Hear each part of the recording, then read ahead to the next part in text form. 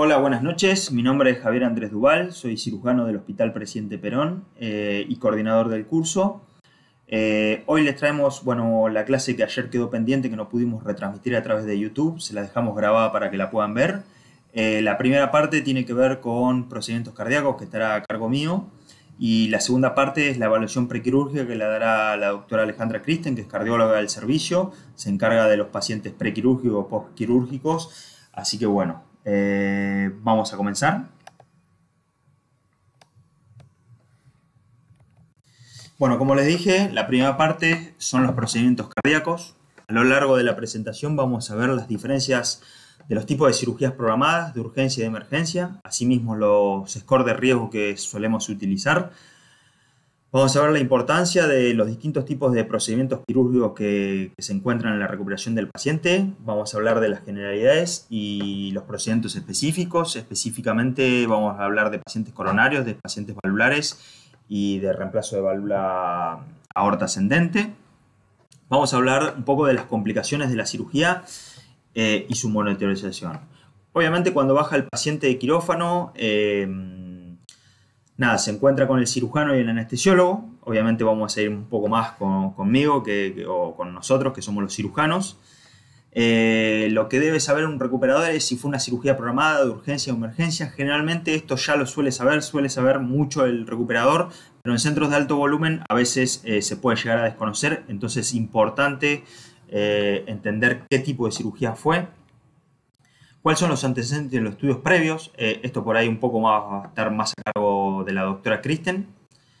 ¿Qué tipo de cirugía fue? Si se utilizó circulación extracorpórea. ¿Qué estructuras cardíacas fueron intervenidas? Y no directamente, pero sí vamos a ver sobre el monitoreo y la intervención anestésica. Y el recuperador deberá saber cuáles son los riesgos posoperatorios del paciente intervenido. Respecto a los tipos de cirugía programada, urgencia y emergencia, lo que debemos saber es que la cirugía programada es lo más frecuente. Obviamente hay centros que no intervienen de urgencia o emergencia, pero los pacientes programados son pacientes electivos, pacientes estables, probablemente sean pacientes ambulatorios, no necesariamente ambulatorios, pero es lo más frecuente. Son pacientes que fueron optimizados prequirúrgicamente, que fueron compensados hemodinámicamente y que tenemos todos los estudios prequirúrgicos para tratar de evaluar su función pulmonar, su función renal y si es necesario corregirla. En este caso hablamos de cirugías coronarias selectivas, de reemplazos valvulares, de reemplazo de aorta o pacientes combinados. Cuando hablamos de combinado hablamos de dos procedimientos, que puede ser una cirugía coronaria más un reemplazo valvular aórtico, una cirugía más un reemplazo valvular mitral o un doble reemplazo valvular o una válvula con un reemplazo de aorta. Mientras que en la urgencia el paciente debe ser intervenido en la inmediatez, ¿sí? Un paciente que dentro de las 24 o 48 horas nosotros debemos operarlo, que obviamente tenemos cierto margen de optimización preoperatoria, podemos hacer algunos estudios para valorarlo, pero sin embargo este paciente va a tener mayor estrés fisiológico y una potencial inestabilidad. Son casos como la disección aórtica tipo B o la endocarditis con insuficiencia severa. Mientras que en la emergencia son aquellos pacientes que tienen riesgo de vida, aquellos pacientes que el procedimiento debe realizarse en la inmediatez, que eventualmente pueden realizarse algún estudio puntual como una tomografía, algún laboratorio, pero debe programarse no es la palabra, sino operarse en la inmediatez, subir a quirófano lo más rápido posible. Son pacientes que están en shock cardiogénico con probablemente un soporte inotrópico, un soporte avanzado de cardiovascular. Son pacientes con alto riesgo de complicaciones que probablemente desconozcamos muchos datos de la historia clínica, que desconozcamos algunos estudios, porque obviamente no está estudiado, y son pacientes, como les dije, con riesgo de vida. Son disecciones aórticas tipo A, taponamiento cardíaco o ruptura de aneurisma. Y dentro de este grupo de emergencia tenemos los pacientes que se llama salvataje. Son aquellos que tienen riesgo inminente de muerte. Son pacientes, con disección aórtica tipo A rotos, que obviamente a nosotros nos obliga a hacer aún más rápido que muchas veces se puede interpretar como aquellos que tienen un paro previo a subir a quirófano, a la intubación orotraqueal, y decimos previo a la intubación orotraqueal porque muchas veces estos pacientes en la inducción anestésica se pueden parar y no sería lo mismo porque son pacientes inestables que obviamente ante las drogas anestésicas pueden funcionar de la misma forma, y esto tiene una implicancia en la morbimortalidad. Respecto a los scores de riesgo, hay muchos. Me quiero quedar con tres, que son los que más solemos utilizar. Uno es el ARGENSCORE, que tiene que ver un poco con la realidad argentina. Este score está validado en 3.000 pacientes en un centro que es El Español, que es una clínica privada de acá de Argentina, y que está validado por otros 1.000 pacientes en otros centros privados de acá de Argentina. Creo que era el FLENI, el ARCOS y algún centro más que no recuerdo. Y toma 16 variables y nos sirve a nosotros un poco para orientarnos con la realidad argentina. Obviamente tenemos que saber la relación con estos centros, ¿no? Por otro lado, tenemos el Euroscore y el STS Score, que para mí son los más importantes y son los que más tenemos que considerar porque nos permite a nosotros guiarnos con las guías que toman conducta frente a ello y sabemos clasificarlo según el riesgo. El Euroscore 2 está validado por 20.000 pacientes en Europa en 150 centros, 8 países europeos, y son 18 variables, con lo cual sería relativamente sencillo hacerlo, mientras que el STS Score es interesante, arrancan en el 89 y tienen más de 1 millón de pacientes y se van agregando todo el tiempo. Considera 250 centros de Estados Unidos y Canadá. Sin embargo, es bastante complejo porque toma 30 o más variables, es decir, hay algunas variables que se van agregando a medida que vamos completando, con lo cual lo hace un poco engorroso a la hora de hacerlo, pero nos da una información un poco mayor y es bastante interesante considerarlo. Estos scores en general los solemos hacer los cirujanos. A veces están impresos en las historias clínicas, si no después si quieren les dejo las páginas donde pueden hacerlo. Son bastante sencillos de hacer, por lo menos el ARGENSCORE y el Euroscore 2.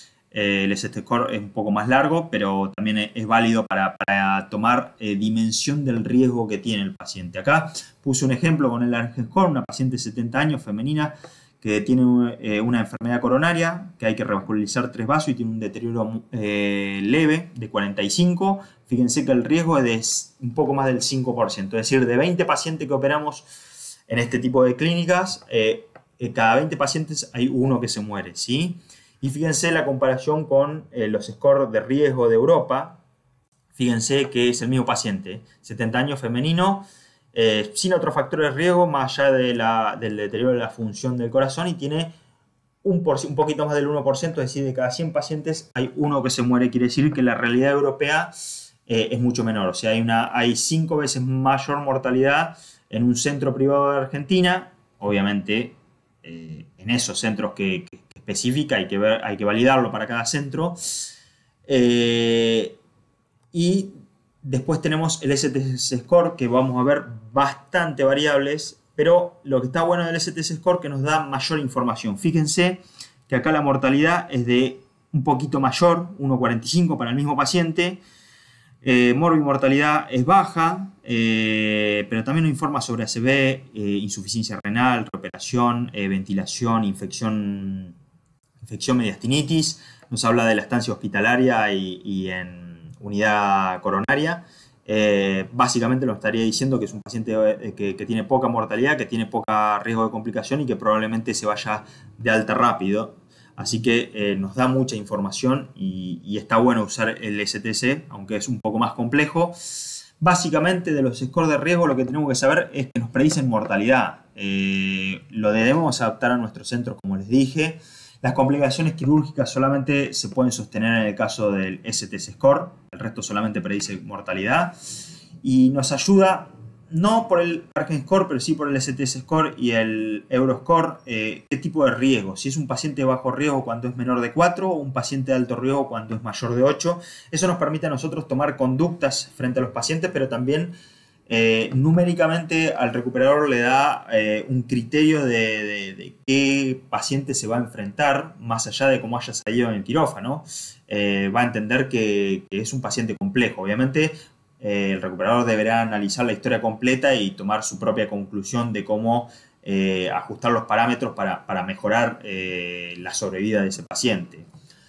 Lo que hay que saber, las limitaciones que tienen los scores de riesgo. Por un lado, hay que traspolarlo a nuestro centro, ¿sí? Si nuestro centro tiene mayor volumen, tiene menor volumen, si está en Argentina, si está en un país de Sudamérica o si es un país europeo, para tratar de compararse y tratar de obtener resultados acorde al lugar donde uno trabaja. Obviamente estos scores tienen el problema de la actualización progresiva de las nuevas técnicas. No hablamos de TAVI, de reemplazo valvular aórtico, sino hablamos más bien de técnicas, por ejemplo, de prótesis sutureless, que tienen una reducción del tiempo de bomba y obviamente eso favorece al paciente, o si hablamos de técnicas mini invasivas.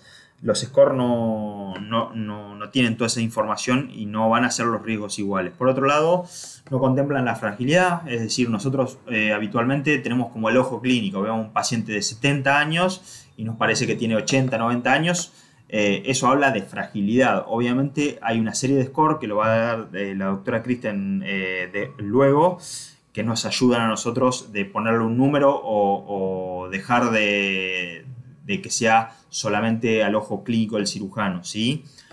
Y por el otro lado, las limitaciones propias del score. El Euroscore 2 suele subestimar los pacientes combinados, las reoperaciones y los pacientes coronarios, y por otro lado sobreestima en pacientes añosos.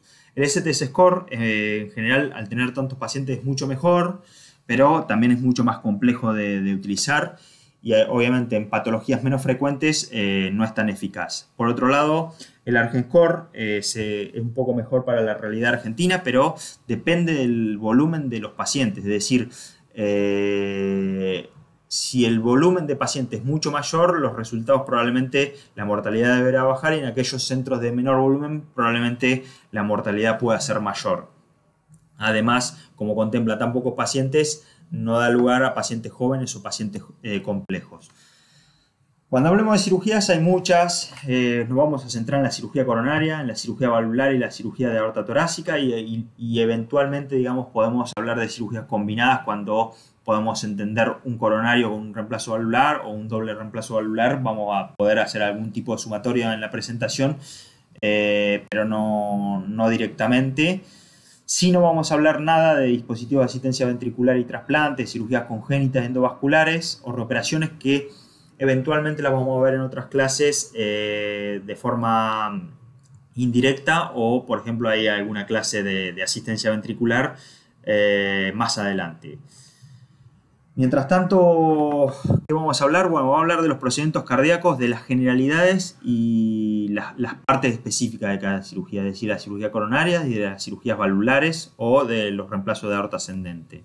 Respecto a las generalidades, vamos a hablar de los tipos de abordaje, del cierre de pericardio, del marcapaso, de los drenajes y especialmente de la circulación extracorpórea. Respecto a los tipos de abordaje, lo que debemos saber siempre es que en el 95 o 100% de los casos se hace esternotomía completa, es la cirugía convencional.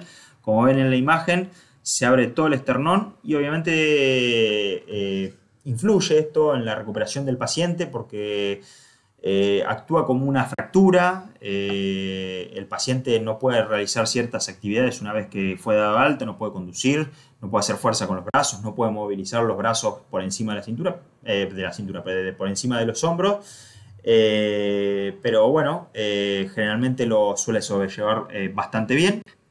Sin embargo, podemos hacer abordajes más pequeños, que son mini abordajes con mini esternotomía superior o mini esternotomía inferior.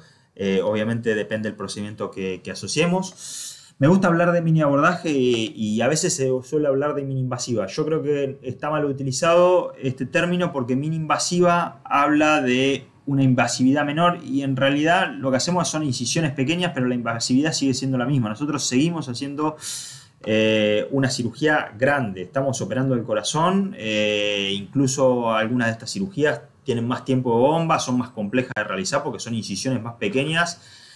Así que mini invasiva no sería el término correcto, sería mini abordaje. Y como le dije, la esternotomía parcial, como vimos ahí, puede ser una toracotomía anterolateral derecha, una toracotomía izquierda, o puede ser algunas con laparoscopía o robótica con incisiones menores.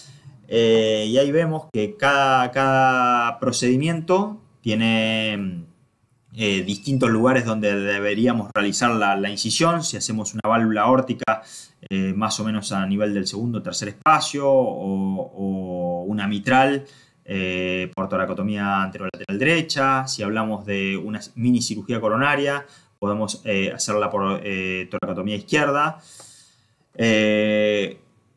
Otras cosas tienen que ver con el cierre del pericardio, ¿sí? En general, los cirujanos no suelen cerrar el pericardio, pero si lo cierran hay que saberlo. Si lo cierran hay que saber si fue total o parcial. Y si fue a tensión, en general el cirujano no te va a decir que lo cerró a tensión, pero obviamente eso influiría en el postoperatorio. Hay muchas desventajas de cerrar el pericardio, por eso no lo cierran los cirujanos. ¿Por qué? Porque comprime muchas veces el ventrículo derecho, en los casos de reoperaciones tiene un retraso, hay riesgo de taponamiento, riesgo de drenaje. Muchas se pueden solucionar de alguna forma cuando nosotros lo hacemos en forma parcial. De hecho, nosotros lo solemos cerrar en forma parcial. No tenemos demasiadas complicaciones, o en realidad no creemos que haya diferencia, más bien lo vemos como algo beneficioso. Pero sí es cierto que hay mayor riesgo de síndrome post-pericardiotomía y mayor reacción inflamatoria, y esto se traduce con cambios eléctricos y frote pericárdico, que tenemos que hacer muchas veces un diagnóstico diferencial con un infarto. Y si no sabemos esta información de que fue cerrado el pericardio, muchas veces podemos malinterpretar algún resultado. Obviamente que hay que hacer el diagnóstico diferencial, ¿no? Mientras las desventajas de no cerrarlo básicamente tiene que ver un poco. Puede ser que haya mayor fricción y trauma, por ejemplo, con los drenajes. El cierre pericardio de alguna forma los protege, pero principalmente tiene que ver con pacientes que pensemos que lo podemos reoperar. Un paciente joven que se va a reoperar, el cerrar el pericardio es beneficioso, porque si no lo cerramos muchas veces se suele adherir al esternón y en una reoperación aumentaría considerablemente el riesgo versus aquel paciente que sí fue cerrado el pericardio. Respecto al marcapasos, tenemos que saber cuántos cables se colocaron y en dónde se colocaron. Si se colocó uno ventricular, dos ventriculares, dos auriculares, dos ventriculares. Obviamente colocar más cables tiene más riesgo de sangrado o mayores complicaciones, pero también es para tratar de evitar complicaciones. Por ende hay procedimientos donde poner más cables podría llegar a ser beneficioso, o podríamos estar un poco más precavidos, o si ya tuvo la complicación de un bloqueo, obviamente esto beneficiaría. Cuando se usa va a haber alguna clase de algún electrofisiólogo explicándolo esto. Y bueno, ¿cuánto tiempo se pueden utilizar? Bueno, obviamente si tiene un bloqueo, en general más o menos una semana suelen durar si se están utilizando. Si no se están utilizando pueden durar más. Entonces, en el caso de que pongamos, no sé, dos ventriculares, dos auriculares, y lo estamos utilizando y dejan de funcionar y tenemos otro más, bueno, va a durar un poco más, puede durar tal vez 2 semanas. Obviamente, en este caso, si está más de 2 semanas, sabemos que tenemos que poner un marcapaso definitivo. Pero bueno, mientras tanto tenemos este marcapaso epicárdico que nos va a ayudar en el paciente bloqueado. Cuando no hay ningún problema, se suelen retirar entre el segundo y el quinto día. Ahí están algunas complicaciones, generalmente no suele haberlas. Respecto a los drenajes quirúrgicos, vamos a ver, tenemos que saber el número de drenaje, dónde se localizan, si son en las pleuras, si son en el mediastino, si son mediastino-pleurales, si se cruzan. De qué son el material, si es un material más rígido, el material más rígido por ahí duele más, si son en porción torácica también duelen más, cómo lo manejamos, si lo ponemos en aspiración o si hay algún, no sé, residente, algún cirujano, algún enfermero que lo pueda manejar para que no se tape con coágulos. Hay que saber si las pleuras están abiertas o no. Esto es importante porque muchas veces si las pleuras están abiertas puede retrasar a través de los tubos el sangrado porque se va acumulando las pleuras y no nos damos cuenta. Por eso es importante tenerlo bien sentado al paciente. Muchas de estas cosas las vamos a ver en la clase de sangrado postoperatorio. Ver si qué tipo de característica tiene la sangre que viene, si es más roja, si es más venosa, si tiene coágulos. Y si tuvo un cierre pericardio que puede llegar a estar más protegido del manejo de los tubos. Finalmente vamos a hablar de la circulación extracorpórea. Acá tenemos que saber un poco del tipo de canulación, la cardioplejía, el tiempo de bomba y si se utilizó o no parada circulatoria. Respecto a la canulación, lo que tenemos que saber es que hay una cánula venosa, que es la que drena sangre del corazón. Esto va a una bomba de circulación extracorpórea y lo devuelve a través de una cánula aórtica que justamente va a la aorta, es decir, por una drena y por la otra vuelve la sangre oxigenada al resto del cuerpo para que nosotros podamos trabajar en un corazón que no tenga que realizar su función. Esto es decir, la bomba hace que los 4 o 5 litros que necesita una persona lo hace la bomba de circulación extracorpórea y no el corazón, y a nosotros nos permite de algún punto, si es necesario, trabajar al corazón parado y reemplazar la válvula aórtica o el procedimiento que necesitamos realizar. Algunas consideraciones, bueno, ahí les dije, el drenaje venoso puede ser cava única, es decir, una cánula que vaya desde la cava inferior y tenga también un drenaje de la cava superior a través de la aurícula, o un doble cava, que es en cava superior y en cava inferior. Por otro lado, la canulación no es un procedimiento menor, puede generar a veces hasta una disección aórtica, con lo cual un procedimiento menor muchas veces puede terminar un procedimiento muy complejo con alto riesgo de vida.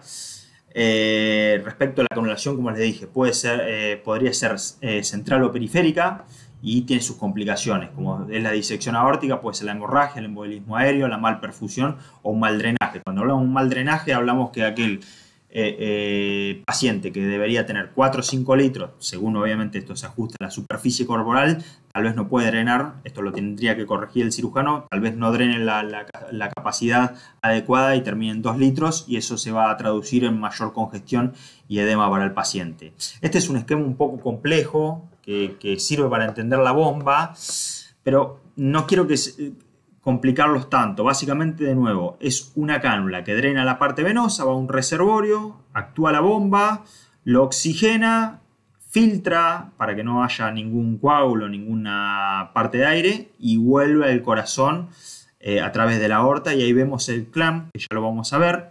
De nuevo, la cánula aórtica, que es la que mete sangre, y la cánula venosa, que es la que drena sangre, y aquí tenemos el clamp, que nos permite aislar el corazón y a trabajar a nosotros para hacer el procedimiento. Y acá vemos, por ejemplo, una cardioplejía anterora, que es muy importante saberla, porque ahora lo vamos a ir viendo. De nuevo, el mecanismo, para que lo entiendan: saca sangre, va a un reservorio, utiliza la bomba, se oxigena y vuelve el cuerpo a la aorta. Esto es si es central, ¿sí? Lo vimos siempre central, pero también puede ser periférico. Puede ser a través de cualquier vena o cualquier arteria que obviamente permita un flujo adecuado. En este caso, y la mayoría de las veces que sea periférico, va a ser a través de las arterias y vena femoral, pero puede ser por la axilar, puede ser cualquier vena que nos permita meter una cánula. A veces necesitamos poner 2 cánulas para drenar.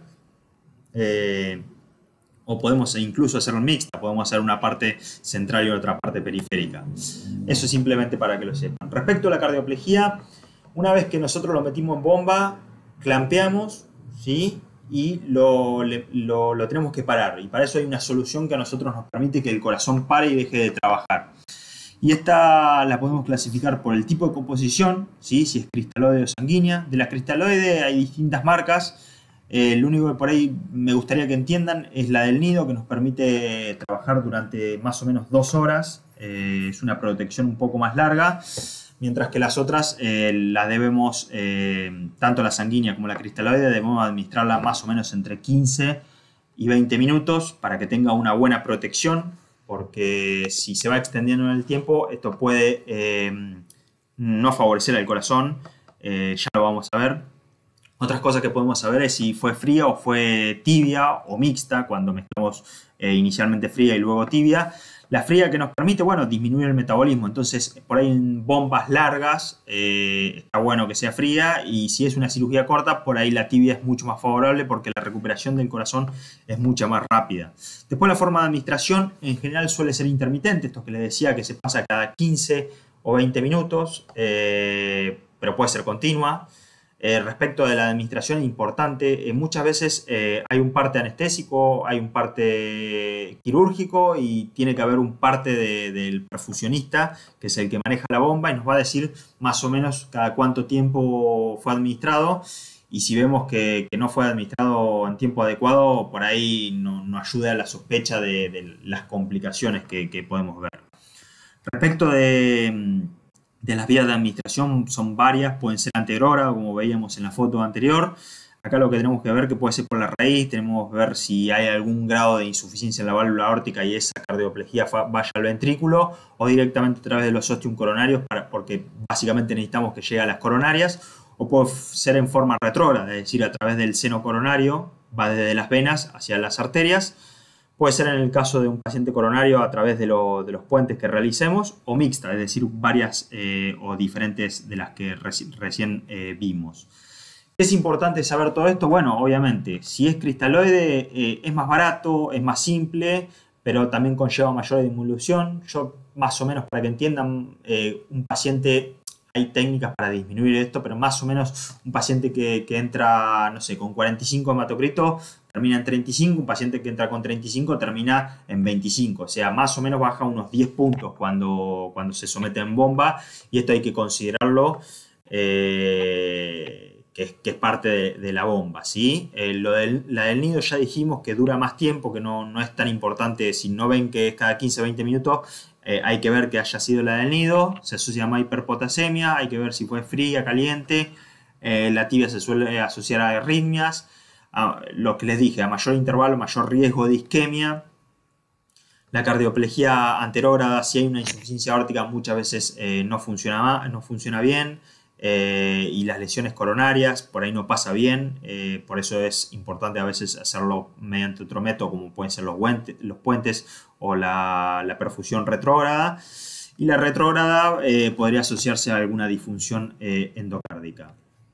Respecto a las complicaciones de la cardioplejía, lo que tienen que saber es que, bueno, la retrógrada puede generar alguna rotura del seno coronario, este sería catastrófico y probablemente con riesgo de vida. Ya eso creo que es más del cirujano ya en quirófano, pero sí hay que saber de la mala protección. Una mala protección es cuando les dije, no se administra, no pasa la cardioplejía como tiene que pasar, en el tiempo adecuado, no es el volumen suficiente, no es adecuado. Bueno, hay disfunción del ventrículo, hay fibrilación ventricular, hay hipotensión, mayor requerimiento inotrópico, mayor asistencia ventricular, elevan las enzimas. Esto todo referido a la isquemia y el daño miocárdico. Estos son pacientes que van a necesitar más inotrópicos, más RM, más tiempo de UTI, más tiempo de hospitalización, riesgo de ACV, fallo renal, shock y mortalidad. Así que la protección es clave. Esto obviamente lo sabe el cirujano, pero bueno, a veces el recuperador puede que suba a quirófano y conozca la historia, o a veces tratar de interpretarlo en el postoperatorio para ver cómo puede manejarlo.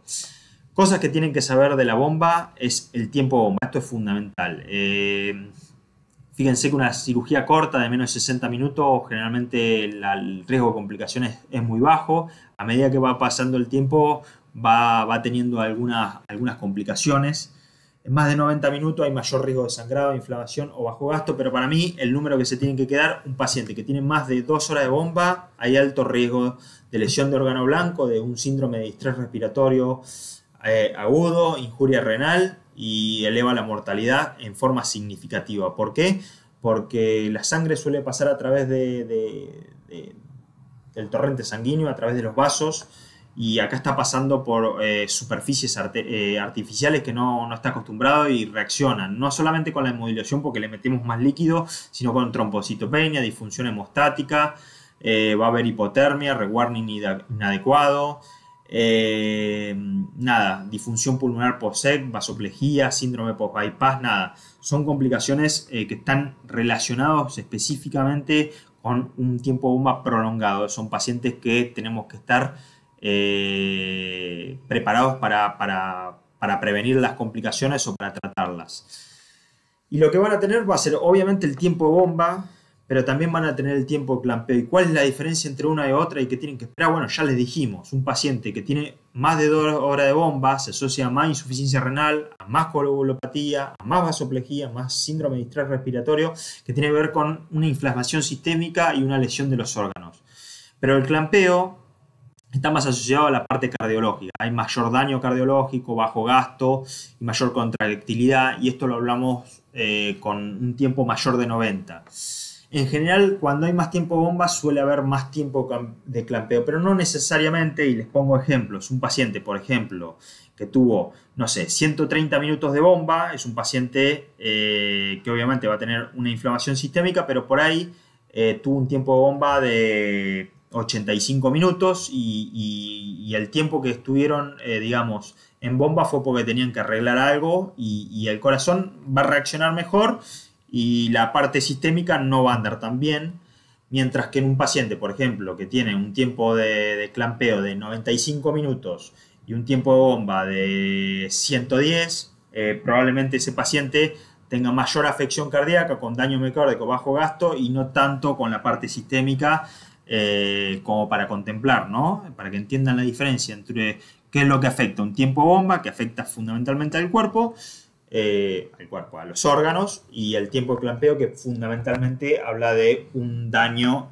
a nivel del corazón. ¿Sí?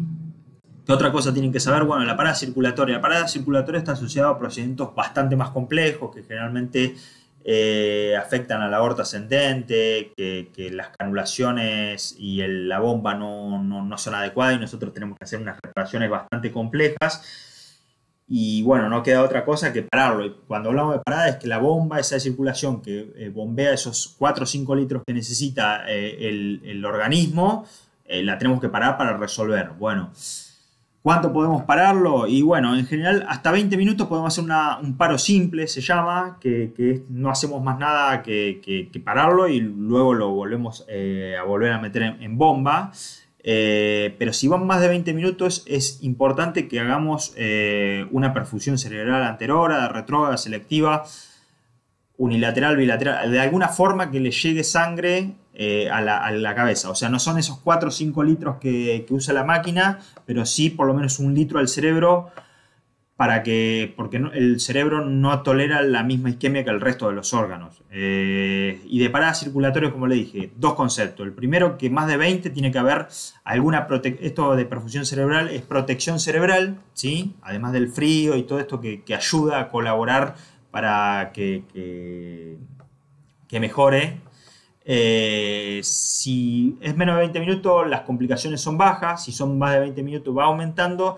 Y 40 sería un número en donde se incrementa significativamente estas complicaciones, sobre todo, como les dije, a nivel neurológica. En general se suelen asociar a hipotermias profundas o moderadas. Esto hablamos de temperaturas por debajo de los 28 grados o profunda por debajo de los 20 grados, para simplificar. Obviamente tiene y debería haber monitoreo neurológico con NIRS o electroencefalograma. Recordemos que en estos pacientes va a haber mayor riesgo de sangrado, no solamente por la parada, sino porque tienen hipotermia, porque la bomba va a ser larga y porque son pacientes heparinizados, y obviamente va a haber una afección miocárdica y sistémica. Ahora vamos a la parte más de los procedimientos específicos. Ya terminamos con los generales, vamos a la cirugía coronaria, a la cirugía valvular y a la de aorta ascendente.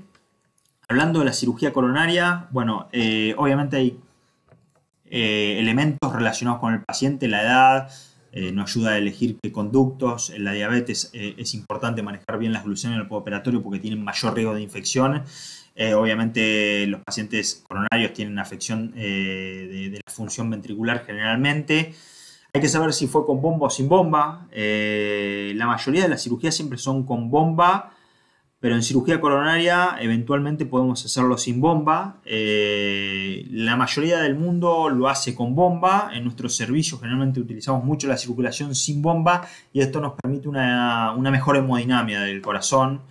Pero eventualmente se puede usar la bomba. En general es con parada cardíaca, pero a veces puede ser con apoyo. Con apoyo es que no se clampea y el corazón sigue latiendo. Y a nosotros lo que nos permite es poder movilizar el corazón sin que esto altere a la hemodinamia que necesita estos 5 litros que circulen. Nosotros podemos manipular el corazón, pero se va a seguir movilizando. El hecho de que se movilice, nada, es un poco más complejo. Tiene que haber en la cirugía sin bomba cirujanos que estén especializados en eso, porque es un poco más difícil porque se mueve el corazón. Entonces hacer una anastomosis con cierta movilidad, nada, podemos hacer anastomosis que no sean adecuadas o podemos tender a hacer menos anastomosis. Entonces, la cirugía sin bomba, necesitas cirujanos que hagan cirugía sin bomba y eso es importante, mientras que la mayoría de cirugía con bomba tenemos los efectos deleterios de la bomba, pero por otro lado nos aseguramos que se hagan las anastomosis más simplificadas porque son sin movimiento, mucho más simple. Otras cosas importantes, bueno, saber qué tipo de injerto utilizamos. En este caso, por ejemplo, tenemos 2 mamarias. Las mamarias son in situ. In situ es cuando directamente sale de la subclavia. Esto es in situ. Acá por ejemplo, sería una T que hace con una arteria radial. Acá, por ejemplo, hay otra arteria radial y cada anastomosis, ¿sí? Cada anastomosis puede fallar, por ende, por cada anastomosis que se hace puede haber un fallo. Por ejemplo, acá podría haber alguna lesión, acá podría haber otra lesión o una mala anastomosis, y acá, por ejemplo, si falla esta anastomosis, el problema sería que fallarían los 2 bypass. Entonces es interesante que entendamos cómo está, porque si esta cirugía es técnicamente mucho más compleja, si bien en lo que es la permeabilidad a largo plazo es mejor, en el postoperatorio es bueno saber todos los tipos de anastomosis porque serían como 2 entradas independientes y en este caso, por ejemplo, toda la circulación izquierda está sometida al mismo bypass. También pueden ser venosos. Ahora vamos a ver unos gráficos que nos van a ayudar. Si hay la evaluación, si hay flujómetro o si hay inmunofluorescencia, es fundamental si tenemos un centro. Lamentablemente la mayoría de los centros por tema de costos no tienen disponibilidad. Aquellos de alto volumen o que tienen mayor economía pueden disponer de estos elementos para monitorizar. Pero si los tenemos es bueno saberlo. La confección de los injertos un poco ya estuvimos hablando. Si tenemos algunos métodos, si se hace un aorto coronario, si evaluamos la aorta, si está calcificada, esto nos habla un poco del riesgo de ACV. Los lechos receptores, obviamente si son buenos, malos, si están muy calcificados, si tuvieron que hacer la endarterectomía, si va a haber una competencia de flujo, porque nos va a hablar de la hemodinamia posterior a la cirugía cardíaca. Y después un poco de la revascularización, si muchas veces se dice tiene lesión de 3 vasos. Sí, son 3 vasos, pero muchas veces, por ejemplo, lo que tiene que saber es que si está ocluida y no hay un lecho al cual darle, probablemente, bueno, es lo que pudo hacer el cirujano y la revascularización se hizo funcional, se hizo lo que se podía hacer. Eso no, obviamente, acá lo que estoy diferenciando es si un paciente tiene 3 vasos y se pueden hacer solamente 2 por la anatomía del paciente, realmente se hizo completa dentro de las posibilidades. Por eso es diferenciar, y es un tema bastante largo hablar de revascularización funcional o anatómica, ¿no? Pero obviamente una completa es mucho mejor y tendremos que analizar si es completo o no respecto a la parte funcional, porque a veces no lo hizo porque el cirujano eligió no hacerlo, ¿no? Y acá está bueno para que entendamos. Fíjense, en rojo, ¿sí?, es una mamaria izquierda, en azul una mamaria derecha, en este caso, como les dije, in situ directamente de la subclavia. Acá tenemos un aorto, viene de la aorta, coronaria, la descendente posterior. Fíjense que es con una vena, Acá tenemos el mismo procedimiento, o en realidad invertido, porque acá estaba la descendente anterior y esta puede ser la circunfleja, y esta es una arteria radial. Esto es una T detector, ¿sí? Fíjense que de la mamaria izquierda sale una T hacia la circunfleja, e incluso fíjense que puede ser a la circunfleja y a la descendente posterior. Esto sería una secuencial. Puede ser una T detector con una radial, puede ser que utilicemos todos los puentes. O sea, las posibilidades prácticamente, no sé, no son infinitas, pero hay muchísimas posibilidades y tenemos que tratar de interpretarlo y entenderlo porque nos va a ayudar a nosotros. Ya vamos a tener una clase de infarto. Justamente esto es lo que le quiero decir. Hay una clase de infarto, así que no quiero tenerlo, pero es importante cómo fueron las anastomosis, que entendamos que se hizo. Después otras cosas que por ahí es importante saberlo, el tema de los espasmos de los injertos. La más frecuente es de la radial, la mamaria y la vena no se suelen tener espasmo, pero sí la radial. En general, aquellos que usan radial, hay protocolos específicos, intraquirúrgicos y posoperatorios con verapamil o NTG, diltiazem. Nada, todos estos protocolos, obviamente, los equipos que usan radial suelen conocerlo o suelen implementarlo, porque hay entre un 10 o un 15% que hacen espasmo y obviamente en el postoperatorio puede traer inestabilidad si tienen. Por eso es importante prevenirlo. Otras complicaciones son el ACV, sobre todo por el clampeo. Por eso es importante, no les mostré, pero la aorta on touch, es decir, ningún puente aortocoronario o con bomba disminuye considerablemente el ACV. Las infecciones, es importante saber que los diabéticos tienen mayor riesgo de miastinitis, los dobles mamaria tienen mayor riesgo de miastinitis, los pacientes con mamaria pediculada, recordemos que la mamaria se puede sacar esqueletizada o pediculizada. Esqueletizada es directamente solamente la arteria y pediculizada es con todo el pedículo, o sea, con la parte de la vena, de miasma, de grasa circundante, que obviamente no nos modifica mucho en la cirugía. Por ahí es más corta la mamaria, pero no sería el problema. El problema por ahí es la infección, y sobre todo si pensamos en mamarias, doble mamarias con mamaria pediculada. Entonces es importante considerarlo porque hay que tratar de ir sobre la parte de la glucemia, ya seguramente también en una clase de infecciones. Respecto a la cirugía valvular, es importante hablar sobre todo sobre la parte hemodinámica. La prótesis biológica, las prótesis mecánicas, entender los gradientes. No vamos a hablar de la ecocardiografía, pero sí por ahí de la parte tromboembólica y el manejo del anticoagulante. Las prótesis, hay millones de marcas, millones de tipos de prótesis. Yo quiero que se lleven puntualmente la mecánica, que es una válvula que tiene como un pollerín, donde nosotros ponemos la sutura.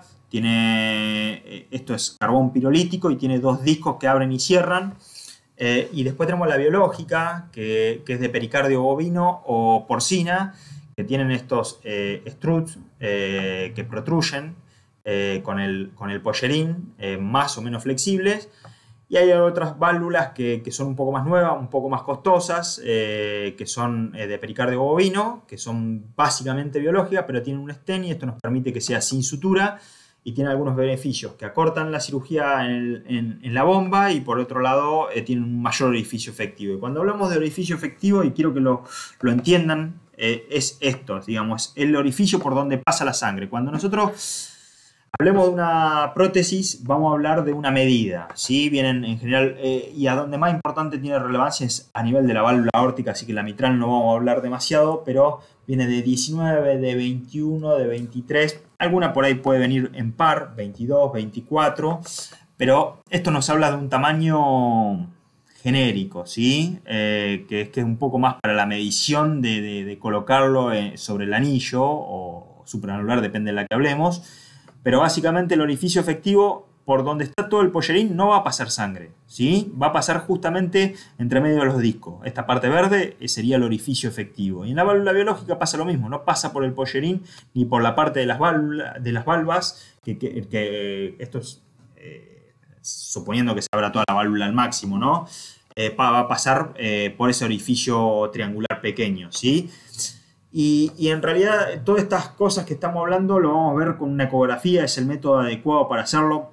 Sería mejor por hemodinamia, pero es muy invasivo, así que lo hacemos por ecocardiografía y es algo cómo funciona, pero nosotros antes de colocar la prótesis ya más o menos podemos tener una idea de cómo funcionaría y hablamos del orificio efectivo de este área, que es un número que va a venir en las prótesis valvulares, que los pueden conseguir en internet, pero en general en la misma cajita ya les vienen las medidas del orificio efectivo que más o menos podemos interpretar, digamos, por estudios.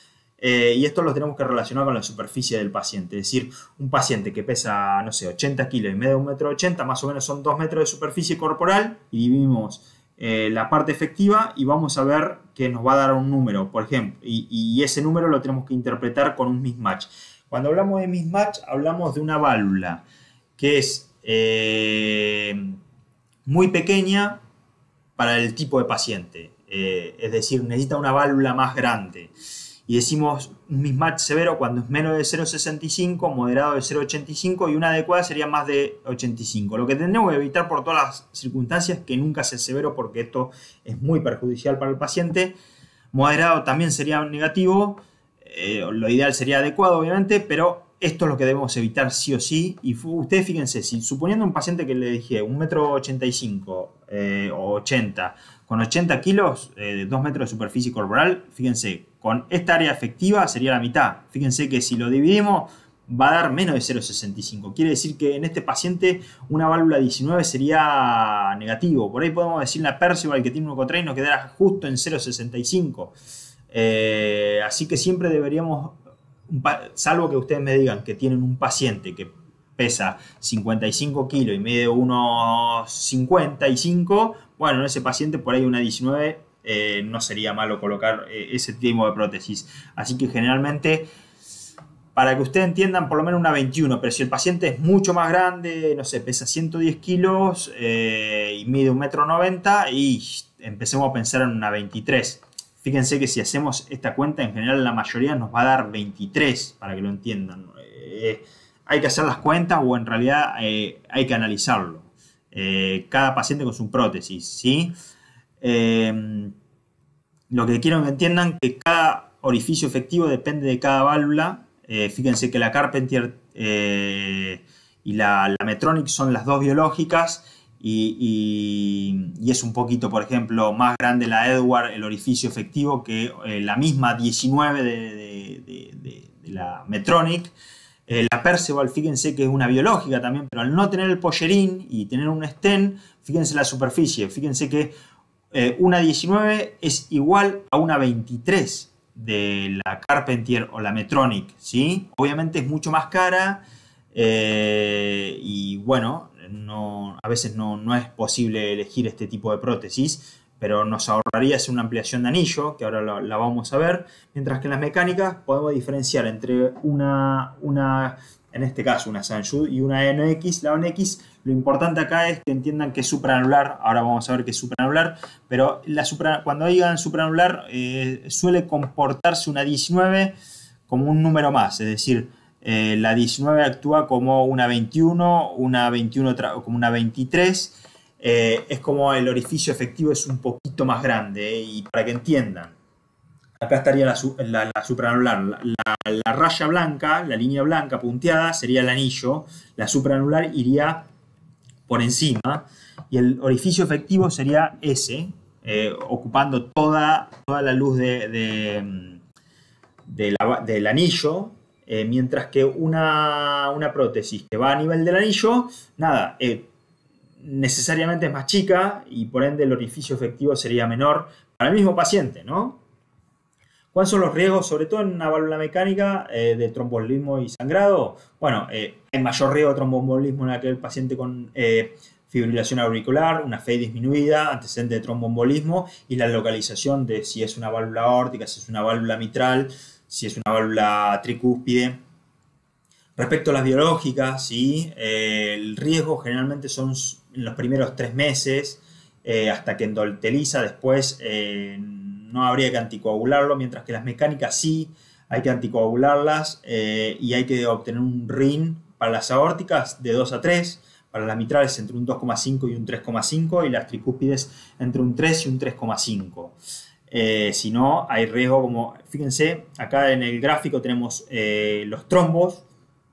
Acá esto es un panus, esto no lo vamos a ver en el postoperatorio inmediato, pero para que diferencien, si en algún momento les toca diferenciar, es más como un tejido que traba los discos y genera obstrucción, pero esto se suele dar a los meses o a los años, así que en el postoperatorio lo que vamos a ver generalmente son coágulos por una mala anticoagulación. Respecto al sangrado, vamos a hablar por rin excesivos, cuando hay más de 4, más de 5, más de 6, va incrementándose exponencialmente, así que es importante hacer un correcto monitoreo de la anticoagulación. Algunas cosas de la anticoagulación que me gustaría que sepan. Bueno, generalmente todos se suelen asociar a la aspirina, 75-100 miligramos por día. La anticoagulación nosotros la solemos iniciar con heparina de bajo peso molecular a las 48 horas, pero puede iniciarse a las 24. Podemos incluso iniciarla a las 12 horas, pero con heparina no fraccionada. Eso obviamente depende del protocolo de cada servicio. Luego hay que cabalgarlo con acenocumarol y obtener los rines que vimos. Eventualmente las válvulas biológicas podemos elegir o no. En nuestro caso, por lo menos las aórticas no las anticoagulamos. Las mitrales varía según el paciente.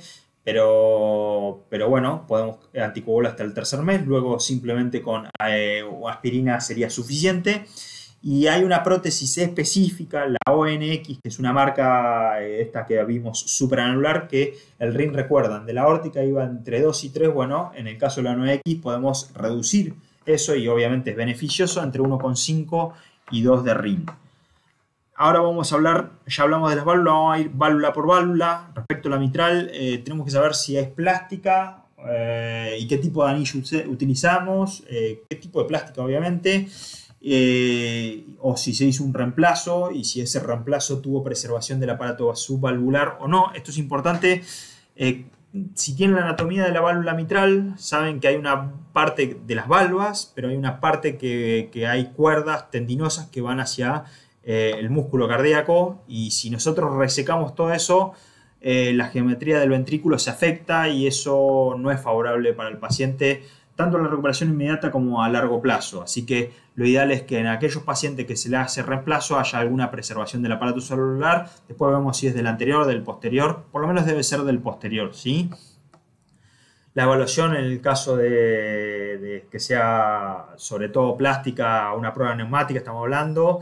En el ETE podemos ver si quedó alguna insuficiencia residual, podemos ver si quedó algún leak paravalvular, obviamente cómo se moviliza, si hay una ligadura de circunflejo, una calcificación en el tema de las complicaciones.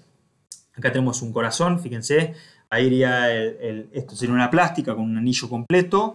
Y esto sería si lo hacemos con un reemplazo valvular aórtico. Digamos, las plásticas son muchas y hace mucho tiempo y hay muchas más. Siempre tenemos que saber el anillo si es completo o no es completo, qué tipo de anillo se coloca. No sé si es muy importante para la recuperación, pero por lo menos para que lo sepan. Hay como dos escuelas, unas que tiende a resecar, resecciones cuadrangulares, resecciones triangulares, y hay otra escuela que en la reparación de la válvula mitral utiliza más neocuerdas y no reseca tanto. Se pueden hacer mixtas, se pueden hacer varias formas de reparación de la válvula. Para el recuperador lo que tiene que saber es que cuando pone los puntos, no tanto para el caso de la plástica, pero sí sobre todo para el reemplazo, porque en el reemplazo generalmente son válvulas más enfermas, calcificadas. Cuando ponemos los puntos podemos tomar mucho tejido y eso puede generar lesiones del nódulo auriculoventricular con bloqueo. Podemos ir sobre las valvas aórticas y generar insuficiencias aórticas. Podemos ir sobre la circunfleja y generar un infarto lateral. O podemos ir sobre la pared libre o la vena. Respecto a la pared libre, si la lesionamos puede haber un hematoma posterior o un sangrado muy difícil de reparar. Eso es si ponemos el punto para tratar de anclar la válvula. Muchas veces queremos agarrar poco tejido por el tema de las complicaciones y lo que podemos generar es un leak. El leak paravalvular es justamente que en vez de pasar por donde tiene que pasar, pasa por un costado. Como le dije, un punto de más puede ir sobre la válvula aórtica y generar una insuficiencia aórtica, con lo cual son todas complicaciones bastante negativas y muchas veces puede quedar algún leak paravalvular. Lo ideal es que el flujo, como les dije, pase por ahí. Y en este caso puntual, fíjense, es una válvula biológica que tiene los struts, esas protrusiones que si hay un ventrículo hipertrófico puede generar una obstrucción del tracto de salida y en vez de pasar toda esa sangre no llega a pasar la adecuada y complejiza al paciente. Obviamente esto en el postoperatorio lo deberíamos evitar y el ET es fundamental para hacer la detección de esta complicación. Las complicaciones hay un millón, por ahí me gusta recalcarles esto de la importancia en el reemplazo valvular aórtico de la preservación del aparato subvalvular. O sea, si le hicieron reemplazo, pregúntenle si le preservaron el aparato subvalvular. Después hay muchas otras complicaciones frecuentes o no, muchas de las que mencioné son poco frecuentes. El leak o fuga paravalvular hay que tenerlo en consideración, sobre todo en los reemplazos valvular mitral, generalmente porque están más calcificadas, porque están más enfermas. Obviamente ni hablar que en una estenosis va a haber un reemplazo valvular aórtica, generalmente la plástica solamente para las insuficiencias. También el bloqueo son algunas de las complicaciones de la mitral. Respecto al reemplazo valvular aórtico, bueno, de los abordajes un poco ya hablamos. Acá es importante saber la ampliación del anillo. Ya vimos que podemos poner una válvula muy chica y eso no es beneficioso para el paciente. Tenemos que tener un orificio efectivo adecuado según la superficie corporal. Debemos exigirle a los cirujanos que pongan prótesis adecuada en los pacientes para que no haya mismatch. Y tiene que haber ampliación de anillo. Obviamente no es beneficioso para el paciente porque tiene mayor riesgo de sangrado y a nosotros como recuperadores por ahí no nos guste, pero en el postoperatorio inmediato no va a haber tanto afección, pero sí en el largo plazo, en el seguimiento, y reoperar a un paciente con mismatch, nada, es un riesgo exponencial tremendo, así que hay que colocar la prótesis que corresponde, más allá que podamos corregir el peso o algunas cosas para tratar de evitar esa reoperación. Acá es la válvula aórtica que está abierta con los ostium coronarios. Ahí está el anillo donde nosotros solemos poner los puntos y anclar la válvula. Acá tenemos la válvula aórtica. Para que entendamos, hay distintas ampliaciones. La ampliación del anillo se hace con una prótesis, se abre en forma triangular y se coloca en realidad es lineal y se pone una porción triangular de prótesis, que esta es la del cono, la de Nix y la de Manouchian. Esas son las más conocidas, no importa, lo importante es entender que haciendo ampliaciones o colocando puntos podemos obstruir mismo con la válvula, sobre todo la coronaria izquierda, la coronaria derecha, pero más la coronaria izquierda, podemos generar bloqueos, podemos lesionar la válvula mitral. Nada, no es simple reemplazar una válvula aórtica. Las complicaciones son muchas. Siempre que hablemos de la válvula aórtica, el sangrado por las altas presiones es bastante frecuente, y si hay ampliación de anillo aún más frecuente el riesgo de sangrado. Puede haber un bloqueo AB, como les dije, y es importante tener, como les dije, el mismatch prótesis paciente, que espero que se haya entendido. Hasta un 40% hay un grado de mismatch. Por suerte el mismatch severo suele ser lo menos frecuente. Y en el postoperatorio no solemos ver pacientes sintomáticos, generalmente porque el paciente no se somete a ningún estrés. Es decir, el paciente está en una cama y a lo sumo camina, pero cuando el paciente tiene que retornar a su actividad habitual, esto puede repercutir en forma importante. Por eso el mismatch significativo en el postoperatorio es bajo, pero obviamente en el seguimiento es perjudicial. Respecto a la válvula, como les dije, acá es muy importante que entiendan que cuando la ponemos en el anillo y no agarramos para no lesionar estructuras y que pase el flujo adecuadamente, podemos generar un leak paravalvular. Esto es frecuente, un leve habitualmente es poco frecuente, pero si es moderado o severo, nada puede afectar, sobre todo pensando que la mayoría son pacientes con estenosis. Y de alguna forma esto le está generando una insuficiencia para ventrículos que no están acostumbrados, salvo que sea una enfermedad, pero en aquellos de estenosis pura e hipertrófico con un ventrículo pequeño, esto repercute considerablemente en el postoperatorio inmediato.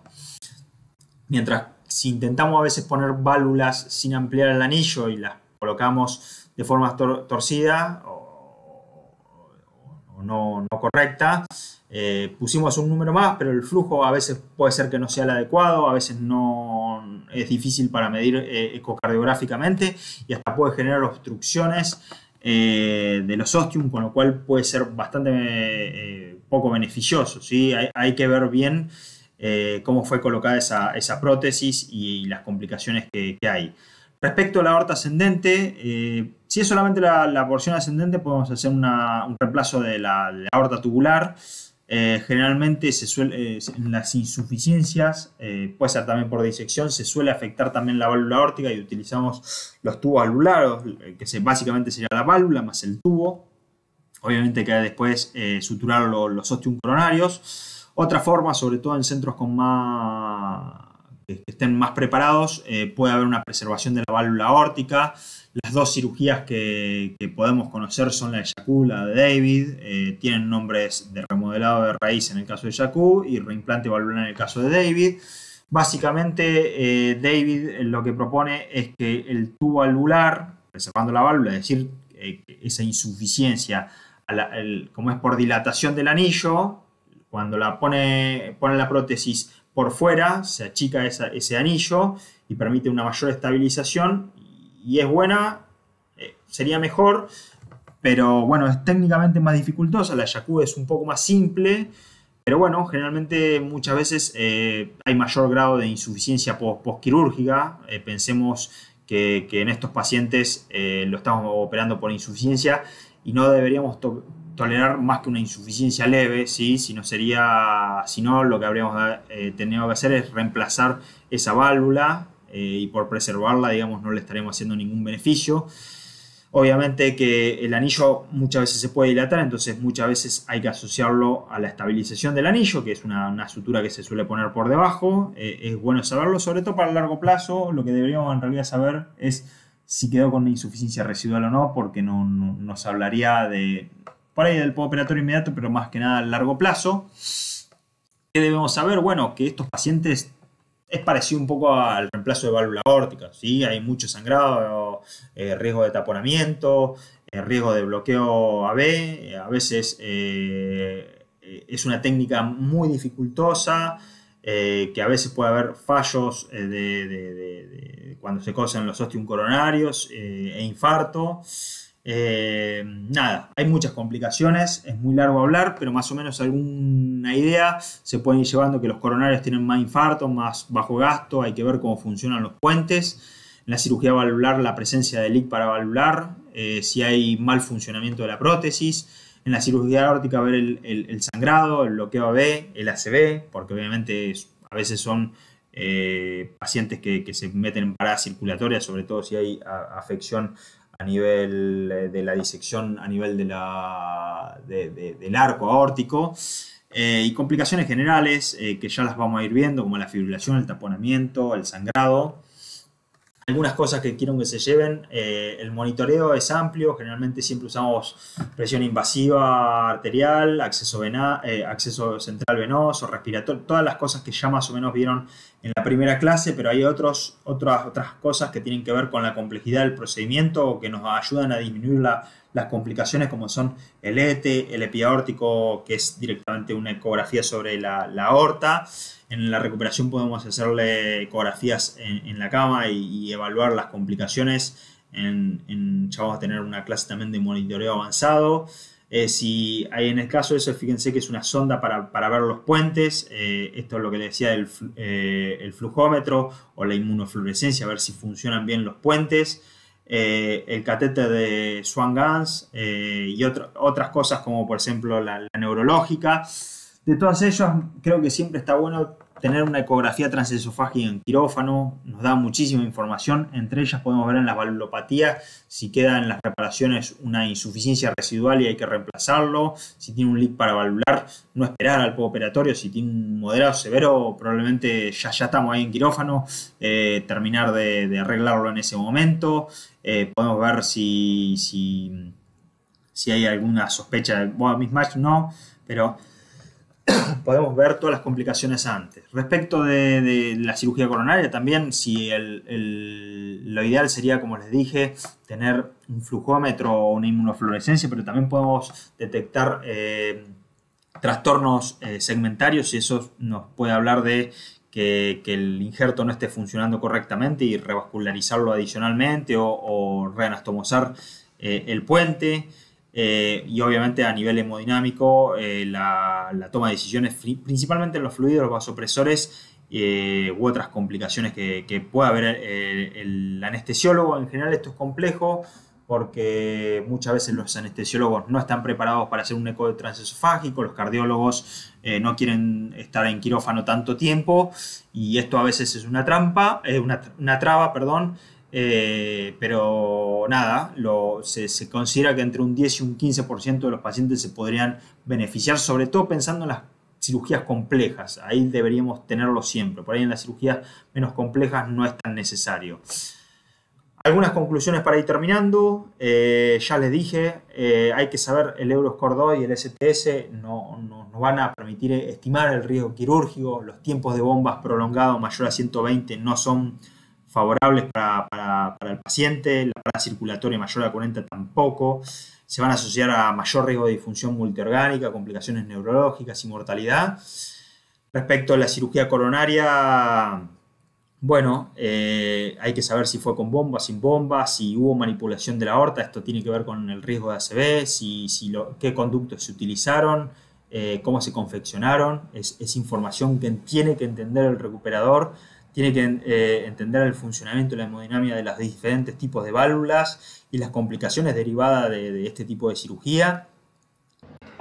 Y bueno, gracias a todos. Estoy disponible para consultas. Pueden dejar en la caja de comentarios todas las preguntas que se las voy a ir respondiendo. Si no, también tienen comunicación a través del grupo de WhatsApp, a donde también les voy a brindar algo de la información que estuvimos viendo acá en esta clase.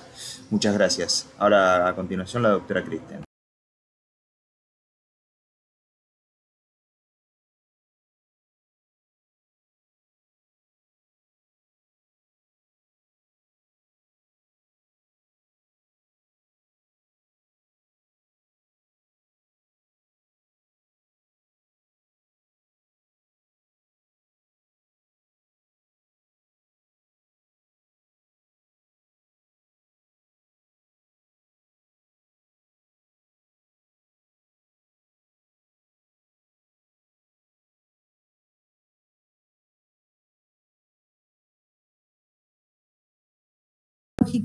Si tiene EPOC, lo enviaremos a neumonología. Si tiene antecedentes metabólicos, como ya dijimos antes, diabetes mellitus, y a consecuencia de esto tiene un fallo renal o tiene una insuficiencia renal crónica de alguna otra causa, si tiene algún antecedente gastroenterológico y está en seguimiento tratado, alguna alteración hepática, alguna alteración hematológica, sobre todo anemia, que esto nos vamos a dedicar durante la charla, si tiene algún antecedente de coagulopatía, algún antecedente endocrinológico con la parte de tiroides a la cabeza en nuestras estadísticas. Como les dije antes, si tiene algún déficit nutricional y el tiempo nos deja, no nos apremia el cuadro clínico, tratar de solucionarlo previo a la cirugía. Si tiene una enfermedad arterial periférica, ver cómo se la puede tratar previo a la cirugía, y si tiene algún grado de disfunción neurológica, deterioro cognitivo o algún otro antecedente neurológico, también tiene que ser visto por la especialidad. Próxima, por favor. Con respecto a la edad, lo que yo les quiero demostrar acá es que tanto en América Latina como en Argentina va increyendo la esperanza de vida. Próxima, por favor. Y por eso, como ustedes ya lo deben haber visto en otras charlas, independientemente cuál sea el tema, las pirámides de vida se están invirtiendo. Entonces, lo que se observaba en el 1900 no es lo mismo que podemos observar ahora, aquí en el 2025, o lo que vamos a ver dentro de las próximas décadas. Es decir, lo que está marcado con las flechas rojas en cada una de las pirámides es el punto de corte para 65 años, donde yo ya les empecé a comentar que aumentan el riesgo de mortalidad de cirugías en generales y de cardiocirugía en particular. Y como ustedes pueden ver, cómo a lo largo de las décadas y de los siglos esta población va en aumento. Esta es la población que entra a quirófano y es la que nosotros tenemos que evaluar antes de una cirugía. Próxima, por favor. Bueno, esto es simplemente que tenemos que tener en claro que hay factores que no podemos modificar, como vemos la señora en esta viñeta: el sexo, la edad, los antecedentes heredofamiliares. Próxima, por favor. Pero sí tenemos que trabajar sobre todo lo otro y tenemos que evaluar la fragilidad de nuestro paciente. Esto es un concepto que en las últimas 2 décadas se está, digamos, dándole énfasis, ya sea a nivel de pregrado y de posgrado. Hay múltiples situaciones que aumentan la fragilidad de nuestros pacientes, y esto ¿qué significa? Aumento de la estancia hospitalaria, preoperatorio, intraoperatorio y aumento de la posibilidad de comorbilidad. Próxima, por favor. Hay varias escalas para evaluar los criterios de fragilidad, eso es toda otra clase. Nosotros utilizamos los criterios de Fried, donde evaluamos si el paciente ha perdido peso de forma significativa recientemente, la clase funcional con la que está el paciente, la capacidad de actividad física, la rapidez que tiene para responder o para movilizarse cuando se le pide alguna indicación, y la capacidad que tiene de fuerza muscular. Próxima, por favor. Como les comentaba, hay varias escalas. Nosotros utilizamos la escala de fragilidad que se empezó a utilizar para las TAVI y ahora se utilizan para las cardiocirugías, donde tenemos una ampliada y una acortada. La acortada es simplemente evaluar la rapidez con la que el paciente se levanta o no de una silla, se le hace un mínimo test cognitivo y con respecto a los análisis se ve el estado de la albúmina sérica y se ve el estado de la hemoglobina del paciente, donde el punto de corte es 12 para los hombres, 12 para las mujeres, 13 para los hombres, y la albúmina sérica es de 3.5. Próxima, por favor. En base a esto se le da un puntaje y el puntaje nos va a conferir el grado de fragilidad y la posibilidad de morbimortalidad cuando el paciente se ha sometido a la cardiocirugía que nosotros pensamos que requiere. Hay apps que incluso fácilmente nos permiten evaluar la fragilidad del paciente, como esta que les estoy mostrando acá, Frailtitude. Próxima, por favor.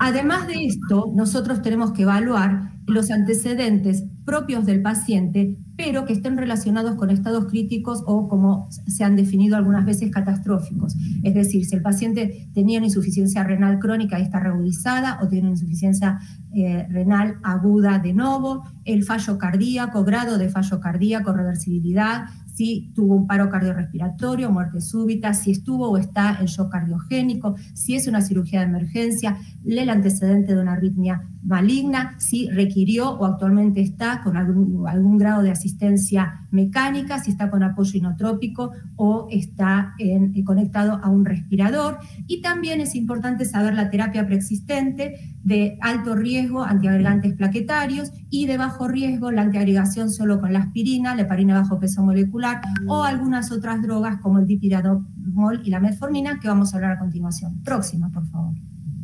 Todo esto, como ustedes leen, está normatizado por nuestro servicio hace más de 10 años. Y esto es en base a algunas valoraciones que ya hace 15 años empezaron a publicarse, donde está todo lo que acabo de mencionar. Próxima, por favor. Con respecto a la anemia, que algo les adelanté. La anemia se ve que es muy común en pacientes sometidos a cirugías generales y sobre todo a cardiocirugía. Lo que ustedes pueden ver en este gráfico, el área en color rosa, es las posibilidades de morbimortalidad de las mujeres sometidas a una cirugía a medida que va, depende cómo vean el gráfico, aumentando o disminuyendo la hemoglobina.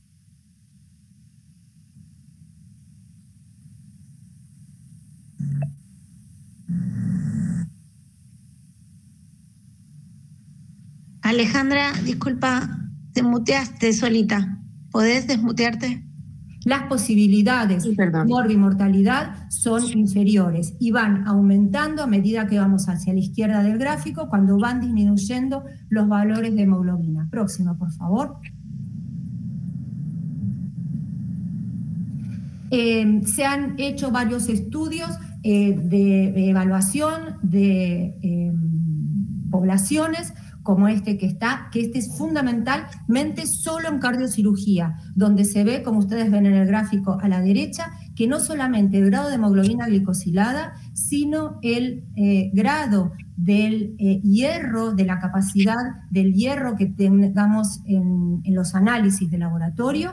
También se definen la anemia y también se ven asociados a morbimortalidad en cardiocirugía. Y esto se ve en pacientes añosos, en mujeres, en pacientes con alto índice de masa corporal, como les había comentado, son en pacientes que han tenido previamente una cardiocirugía, como ustedes pueden ver ahí en el listado, también pacientes con antecedentes de alcoholismo, pacientes con baja ferritina, con bajo hemoglobina, y antecedentes también de hospitalizaciones previas por antecedentes cardiovasculares. Próxima, por favor. En estos pacientes se ha hecho un trabajo que es prospectivo, empezó entre el 2019 y el 2020. Ahí, por favor, alguien que se mutee porque no se escucha bien. Gracias.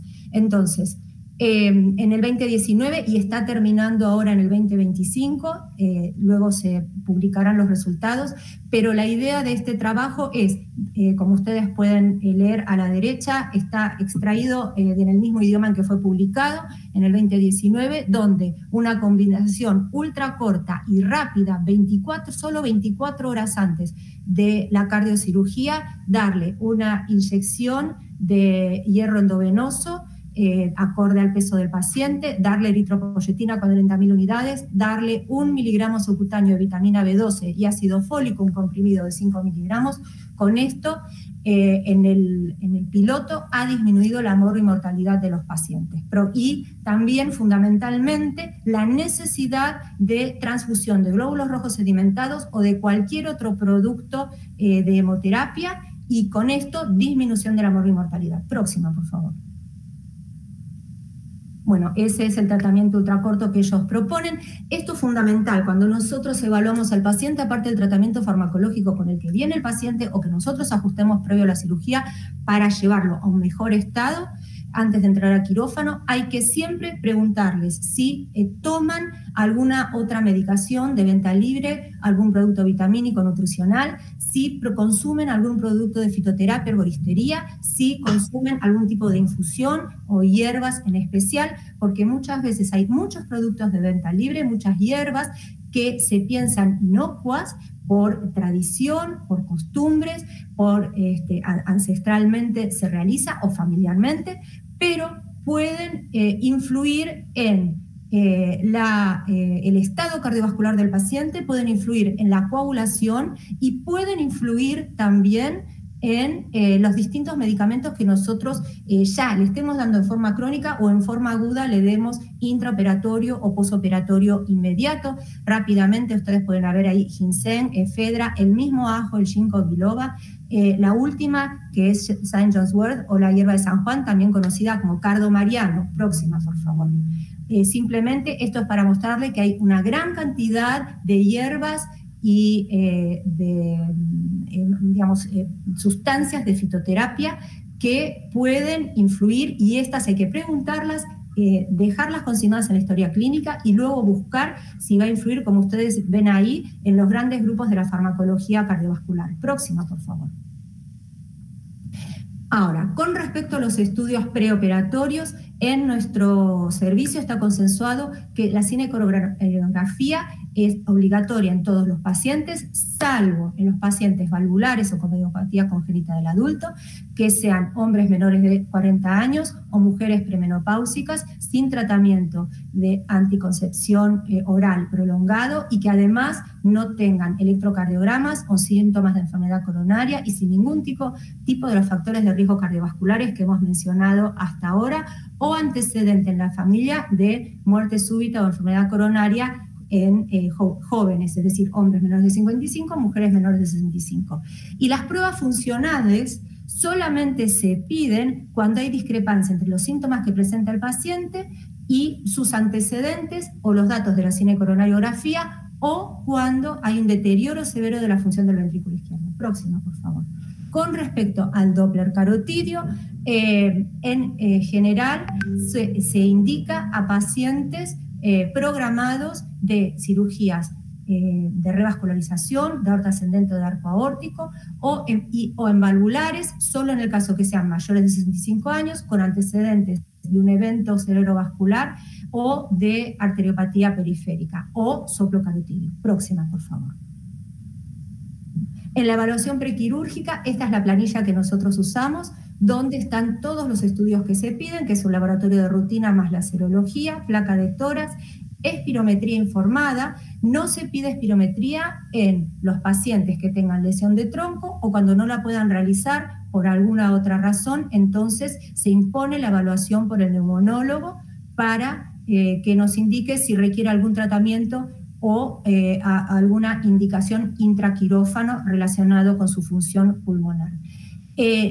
Otra cosa fundamental relacionado con esto: todos nuestros pacientes son evaluados por el servicio de kinesiofisiatría y todos reciben el entrenamiento que consiste en ejercicios respiratorios y en el correcto manejo de la esternotomía. Si el paciente no está internado en nuestro hospital o no se interna en nuestro hospital y es derivado, se realiza en el lugar donde esté internado. Si allí no lo tuvieran, se deriva días antes y las kinesiólogas evalúan a todos nuestros pacientes, es condición sine qua non para entrar a quirófano. Esto es para evitar el dolor en el posoperatorio y para un mejor manejo de la mecánica que nos va a ayudar. Si el paciente no sale extubado de quirófano, extubarlo más prontamente en recuperación cardiovascular, acortar su estancia ahí y luego acortar la estancia en el piso para poder darle el alta lo antes posible. Bueno, electrocardiograma, ecodoppler cardíaco y las indicaciones de vaso de cuello acorde a lo que ya charlamos.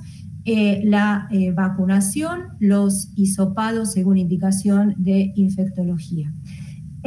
Con respecto a las interconsultas a otro servicio, odontología en todos los pacientes valvulares, en todos los pacientes con cardiopatía congénita del adulto y en los coronarios si hay algún indicio de infección activa. Ginecología y urología acorde a antecedentes y PSA en el caso de los hombres, neumonología también acorde a antecedentes. Todos los pacientes diabéticos tienen que ser evaluados por el diabetólogo que los esté tratando para adecuar la medicación a la cirugía. Y con respecto a esto, los pacientes que estén insulinizados o tomando metformina, se suspende y se pasa todo a insulina cristalina o corriente 24 horas antes. Si el paciente tiene antecedentes endocrinológicos, evaluación por especialidad, lo mismo con nefrología, gastroenterología, reumatología es fundamental si el paciente está tomando alguna droga como glucocorticoides o algún otro fármaco antiinflamatorio. Esto será evaluado por el reumatólogo. En general se suspende 1 a 4 semanas previo a la fecha quirúrgica programada. Anestesiología solamente en el caso que el paciente tenga alguna alteración anatómica que se considere que va a resultar dificultosa su intubación y extubación. Entonces ahí es evaluado, sobre todo los pacientes que tienen antecedentes de rectificación o antecedentes de cirugía cervical previa. Oncología por los pacientes que tengan este antecedente, le tiene que dar el apto para ingresar a quirófano. Salud mental, psicoprofilaxis en aquellos pacientes que consideremos que lo necesitan y en caso que el paciente no tenga contención familiar será evaluado por servicio social. Si el paciente no tiene una red de apoyo no puede entrar a quirófano porque el paciente necesita estar con un familiar o alguien que lo asista cuando está en piso, o sea, luego de pasar del área de cuidados intensivos, del área cerrada, y después durante las primeras semanas, meses en su domicilio. No puede estar solo. Esto es fundamental. Próxima, por favor.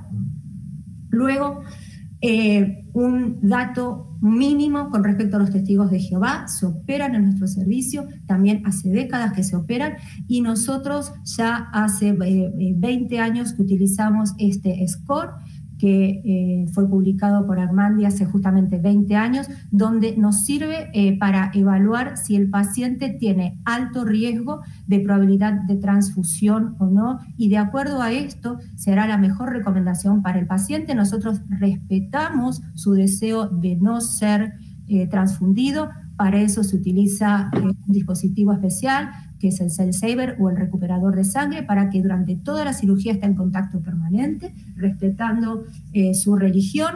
En caso de que se considere que es un muy alto riesgo de probabilidad de transfusión intra o postoperatoria, se desaconseja la opción quirúrgica y sí sigue con el tratamiento farmacológico higiénico dietético y en seguimiento por su cardiólogo. Próxima, por favor.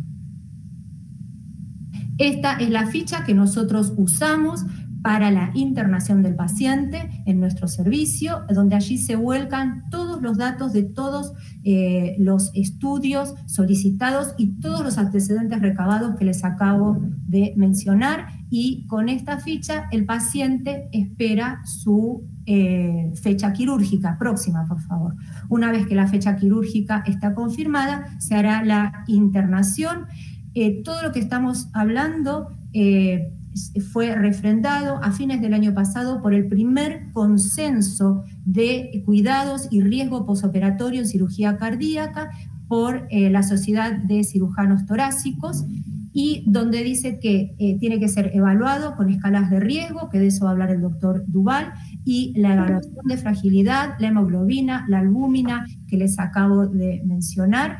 También que tiene que ser evaluado la vía aérea superior, que no produzca apneas el paciente en el posoperatorio, y aportan dos datos que es factores de posibilidad de delirio, lo que les hablaba cuando evaluamos que el paciente pueda llegar a tener algún deterioro cognitivo, y lo último, la evaluación de la tolerancia a opioides. Próxima, por favor. Esta es la ficha donde les comentaba, una vez que está la fecha quirúrgica confirmada, toda la información que les acabo de relatar se vuelca en esta ficha, se interna el día previo, en ayunas, se realiza laboratorio, placa de tórax, electrocardiograma, la historia clínica completa, indicaciones médicas, fundamental la firma de consentimiento informado, no se interrumpe la medicación cardiovascular. Próxima, por favor. Y acá se vuelca toda la información de todos los antecedentes. Próxima, por favor. Y en la última parte se ponen las indicaciones y, como ustedes ven abajo a la izquierda, todos los scores de riesgo. Próxima, por favor. Con respecto a la suspensión de la medicación, los anticoagulantes orales 4 o 5 días antes, salvo que tenga un alto riesgo trombótico, se reemplaza por heparina de bajo peso molecular. Los nuevos antiagregantes plaquetarios, clopidogrel, prasugrel, ticagrelor 7 días, y los nuevos 3 a 4 días antes, tipo rivaroxaban, apixaban. La heparina de bajo peso molecular, la última dosis son 12 horas antes. Próxima, por favor, es decir, la noche anterior. Los hipoglucemiantes orales e insulinas, como ya les comenté, se suspenden, se reemplazan por insulina corriente cristalina, acorde a controles, y corticoides inmunosupresores 1 a 4 semanas previas. No se suspende todo lo cardiovascular, hipolipemiante, antiarrítmico, broncodilatador, hormonal, prostático, salvo indicación del especialista. Próxima, por favor. Esta es la ficha con la preparación prequirúrgica, las 12-24 horas antes, las uñas cortas, sin esmaltes, barba afeitada, sin bigotes, los 3 días previos, mupirocina crema y clorexidina jabonosa para todo el cuerpo, sobre todo cuero cabelludo, ayuno desde la noche anterior y rasurado al ras con clipadora, no en contacto con la piel, que produce microdermoabrasiones, y esto facilita la posibilidad de complicaciones infecciosas. Próxima, por favor. Y el antibiótico que se da es intraquirófano 1 hora antes de la incisión, que el antibiótico será acorde a si tenía internación previa, vancomicina, cefazolina endovenosa si era ambulatorio. Estas son las recomendaciones para evitar complicaciones infecciosas que yo les había comentado, las primeras que se realizaron por la Sociedad de Cirujanos Torácicos, y acá está todo lo que charlamos: tabaquismo al menos 4 semanas antes, la mupirocina, la clorexidina, el clipping, no el rasurado, lo de los antibióticos que les acabo de comentar, el manejo de la glucosa solamente con insulina cristalina corriente, y fundamental mantener entre como tope 180, pero fundamental alrededor de 140 la glucemia de nuestros pacientes y la normotermia. Próxima, por favor. Esto muy brevemente les comento los últimos 3 años, nuestra población, la cantidad de pacientes operados, el promedio aproximadamente, como ustedes ven, durante los 3 años es de 60, el promedio de edad de 60, y solamente hubo un paciente mayor de 80 durante el año pasado. Próxima, por favor. Con respecto a esto, fíjense que en los 3 años es aproximadamente la tercera parte de nuestros pacientes son diabéticos, de los cuales desarrollaron insuficiencia renal crónica entre un 10 a un 30%, dependiendo el año, y muy pocos requirieron terapia de reemplazo funcional, o sea, diálisis en el posoperatorio, 1 en el 2022 y 2 en el 2023. Próxima, por favor. Por último, en el total de cirugías en pacientes de 65 años fue entre el 15 y el 35%, de los cuales los diabéticos son aproximadamente entre el 30 y el 40%, y de estos una muy poca cantidad desarrolla insuficiencia renal en el posoperatorio. Próxima, por favor. Por lo tanto, como conclusión de esta charla, el riesgo quirúrgico debe evaluarse en todos los pacientes que sean elegibles para una cardiocirugía. Próxima. En la decisión quirúrgica debe incluir el tiempo que nos va a llevar a evaluar el riesgo quirúrgico, todo dependiendo de la clínica que presente el paciente. Próxima. Todos los factores de riesgo modificables deben ser tratados, debemos trabajar en ellos. Próxima, por favor. La fragilidad tiene que ser evaluada. Próxima. Todas las comorbilidades tienen que ser evaluadas por cada especialidad y nos tienen que dar el apto desde su punto de vista. Próxima, por favor. La evaluación interdisciplinaria es necesaria acorde a los antecedentes del paciente para una aproximación integral y disminución del riesgo. Próxima, por favor. Y escalas específicas ayudan a esta evaluación y siempre evaluar la decisión terapéutica más adecuada, que algunas veces no es la cirugía. Muchas gracias. Próxima. Ya no. Bueno, Alejandra, muchas gracias. Excelente tu presentación. La verdad que es un placer para nosotros tenerte compartiendo este curso con nosotros. Así que muy agradecidos por estar compartiendo con vos. Si tienen preguntas pueden enviar al grupo. Yo en particular te quería preguntar sobre el protocolo que nos contabas en cuanto a prevenir la anemia y la inyección de hierro de 24 horas antes y la eritropoyetina y eso. Si crees que nuestra población o que nosotros en nuestro hospital podríamos incorporar o tratar de armar un protocolo que se adecue a la población que nosotros manejamos o poderlo implementar. ¿Qué te parece a vos? Sí, es posible. Por supuesto hay que adaptarlo a las características del paciente y después a las posibilidades de darle continuidad a este tratamiento en nuestra población, ¿no? De acuerdo a los insumos, en algunos lugares el hierro endovenoso no tiene una continuidad en la provisión, pero el resto sí es posible, pienso yo, la eritropoyetina subcutánea, el ácido fólico bioral o la vitamina B12 subcutánea también. Bien, bueno, Alejandra, te felicito un poco por la charla. Tenemos ahí algunas preguntas, si queréis ir respondiendo. Hay una que pregunta si los pacientes hospitalizados habría que pedirle algún tipo de hisopado y si sería necesario algún antibiótico profiláctico en ese caso. Sí, eso lo consensuamos siempre con el servicio de infectología. Nosotros trabajamos en conjunto con todos los servicios del hospital. Entonces, depende si el paciente está internado o no. Y depende del tiempo de internación. Pero en general sí es el hisopado nasal fundamentalmente, en algunos casos el hisopado anal también, y de acuerdo al resultado y de acuerdo a los antecedentes propios del paciente, lo evaluamos en conjunto con infectología y si además del tratamiento habitual requiere un tratamiento previo, siempre lo implementamos. En general, en esos casos, si el paciente está internado en nuestro hospital, recibimos los hisopados vía mail o nos lo envían por intermedio de los familiares, y entonces lo que hacemos es al paciente, en vez de derivarlo solo 24 horas antes, tal vez lo hacemos 48, 72 horas e implementamos el tratamiento que nos indica infectología para cada uno.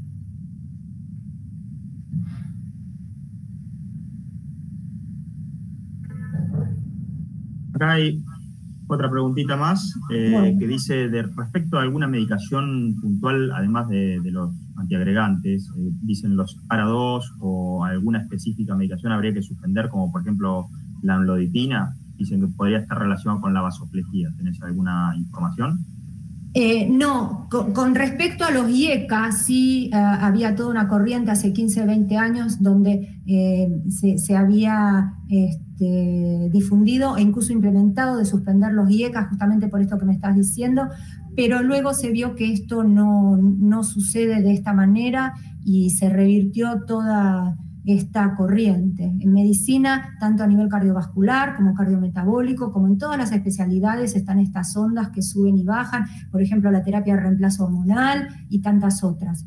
Esto es lo que ha sucedido a lo largo del tiempo. En este momento, ni los IECA, ni los ARA2, ni ningún bloqueante cálcico se suspende previo a la cardiocirugía. Salvo que tenga otra indicación de suspensión, pero no por la cardiocirugía per se. No, creo que más o menos estamos. No sé si alguien más del público tiene alguna pregunta más, o Flavia, si no, ya vamos cerrando.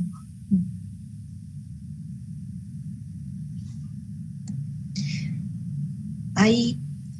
Bueno, no, quería preguntarte, Ale, si te parece que en algún momento se podría utilizar la máquina, el Cell Saver, como sistematizarla para todos los pacientes como autotransfusión, por ejemplo, y no solamente para los pacientes testigos de Jehová.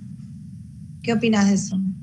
El tema son los costos, tanto a nivel público como a nivel privado. Sí, potencialmente sí, sería muy favorable. Con el tema de autotransfusión, lo que nosotros implementamos, les comento, junto, porque también trabajamos en conjunto con hematología y con hemoterapia. Todos nuestros pacientes, ahí no lo he mencionado, pero todos nuestros pacientes son agrupados previo a la cirugía, cuando en toda la evaluación prequirúrgica, y luego 24 horas antes se hace un reagrupamiento por hemoterapia, porque no siempre son agrupados en nuestro hospital.